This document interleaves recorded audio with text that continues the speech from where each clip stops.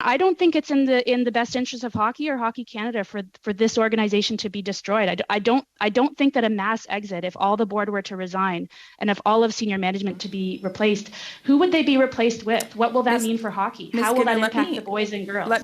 Hockey Canada's board chair insists the governing body's current leadership must be retained in the wake of persistent criticism over how it's handled sex assault allegations involving Team Canada hockey players. MPs were scathing, saying Hockey Canada isn't aware of how the public sees them now. You said that you fundamentally disagree with the way in which we are talking about Hockey Canada in the media. I think that you're in a bubble and you're disconnected from the public. You're agreeing amongst yourselves that the proper action was taken. Current Hockey Canada board chair Andrea Skinner repeatedly swore that a second fund reported on by the Globe and Mail Monday was never used to settle sex assault cases. My understanding is the second fund that you refer to has never been used to pay out or to settle a claim.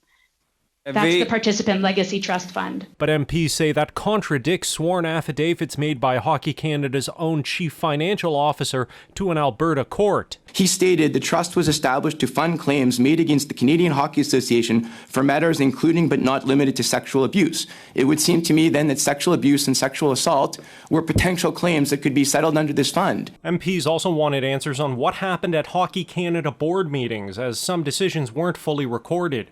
Specifically, did the board actually see the terms of a settlement paid to a woman who alleges she was sexually assaulted by members of the 2018 World Junior team? Sir, we received advice from external counsel and we provided authorization as a board. Without reading the agreement, without actually having an agreement in front of you to approve, would you ever tell a client to sign an agreement without having actually reviewed it? Because that's what the board seems to have done here.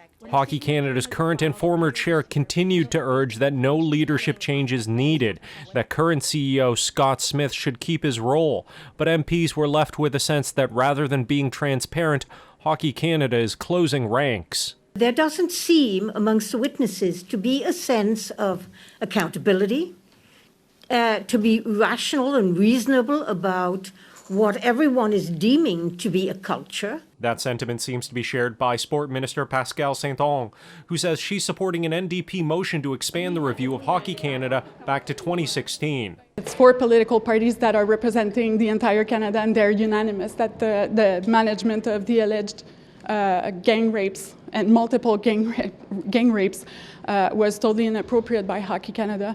So there's a total discrepancy between what we're hearing from Canadians, from hockey parents, about the management at Hockey Canada and their own perception of their management. In Ottawa, Shally Lee, City News.